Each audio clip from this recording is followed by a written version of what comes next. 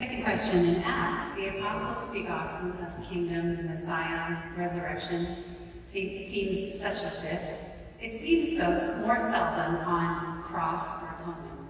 Why might this be? And what does this teach us about the nature of our own evangelism, and how does that result? Yeah, that's a great question, because yes, they mention, we've seen Peter mentions to Cornelius that Jesus was crucified. Okay, we're not getting around that, we're not trying to avoid it, but there is no interpretation given. Luke does, as we've seen, include hints of scriptural interpretation, i.e. sidelong references to Isaiah 52 and 3, things like that.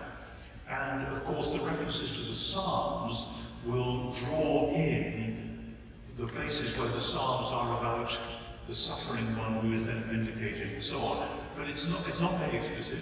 Perhaps one of the first times it becomes explicit is when in Acts 13, Paul says that because of Jesus, all those who believe are made right in relation to all the things that you couldn't be made right about through the law of Moses, which looks like an oblique way of talking about Paul's theology of justification. But, and then in Paul's address to the Ephesian elders, he talks about the church of God which he purchased with his own blood.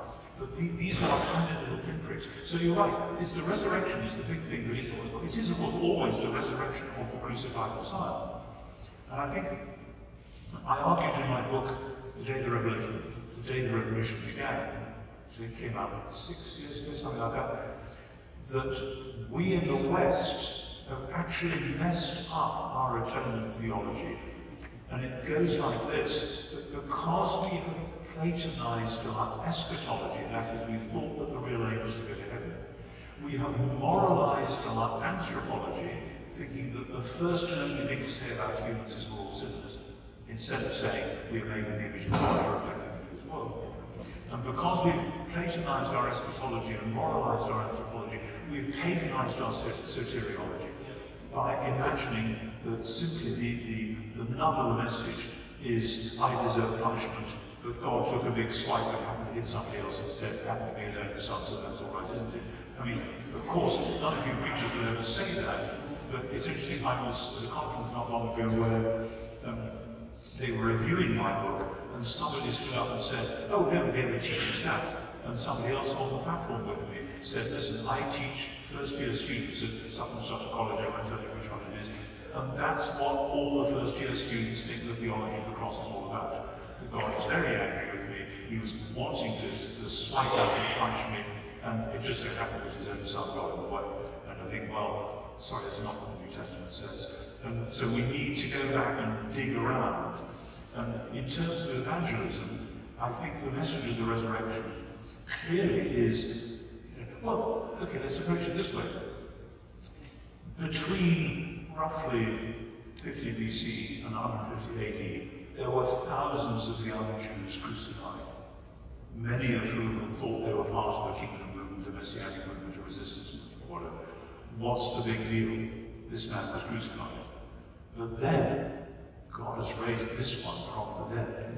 And that works backwards, that then you have all the Pauline reflection about, if that is so, if he really was God's Messiah, then everything about what happened to him must have this purpose. And it comes out interestingly precisely when Paul is wrestling with the question of how Gentiles get incorporated into the people of God.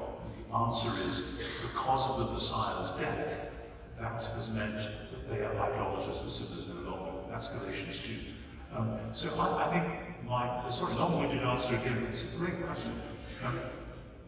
We'll come back to it when we're looking at Acts 17, because people have often said that, well, Paul in Athens was talking about resurrection, didn't seem to work, so he then went to Corinth and concentrated on the cross, and that worked. That's a radical misunderstanding of both ends, but I've heard people say that.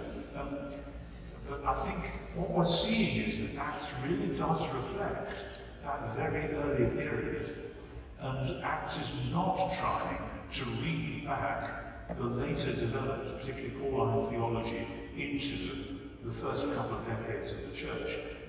This is rather like, there are lots of things which, if when the Gospels are being written, scholars have often said, oh, well, what we're seeing in the Gospels is a reflection of the debates in the early church, and they're putting words into the mouth of Jesus to address the debates in the early church.